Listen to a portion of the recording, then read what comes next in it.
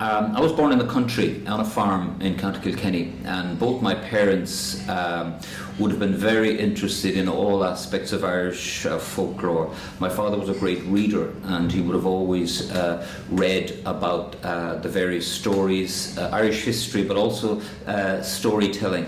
My mother was always involved in theatre and that kind of stuff, and she would have done stuff that we call recitations, which is little stories about events that would happen to people.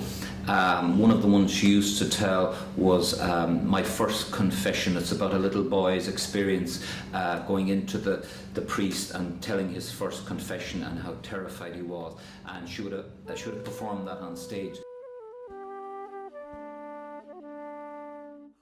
So the oral tradition in Ireland was incredibly vivacious. So how people entertained themselves would have been the oral tradition of storytelling, gathering in the homes after a day's work and having what we call a shanahee, or a storyteller or a local historian, telling not only kind of fictional tales but also kind of passing on news from other communities and what had happened in the community. These people would go from house to house and they would tell stories, everything from fairy stories to stories of neighbours to ghost stories to funny stories.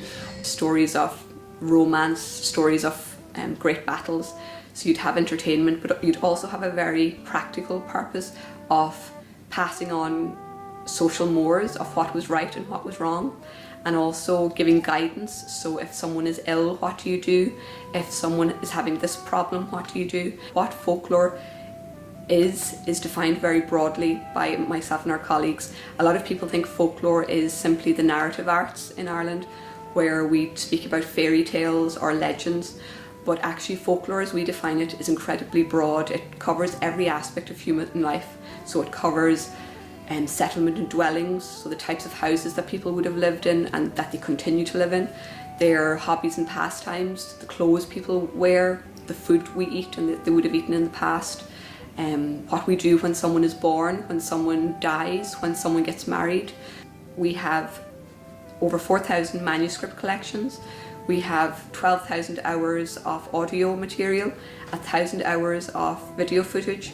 We have 80,000 photographs and a wonderful collection of artworks.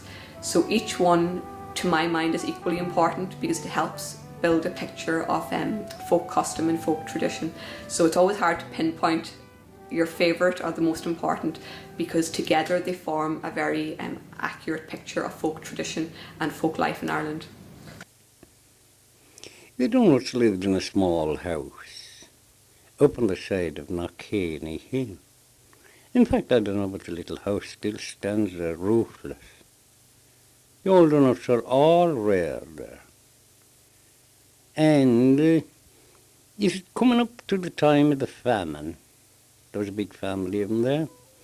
This country became independent in 1922, and the government of the day, they wanted to find out what were the ordinary Irish people, not the generals and the rich people and all of that, and the politicians of the past. They wanted to know about the ordinary people. So they just set up a folklore project, and that's one of the most fascinating things.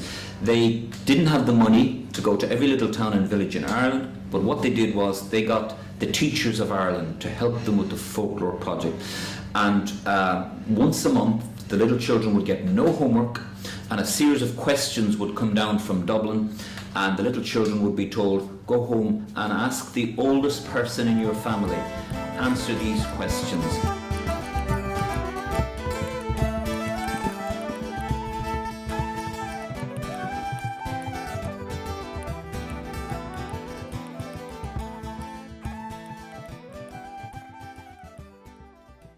Our storytelling is very rich because people were poor.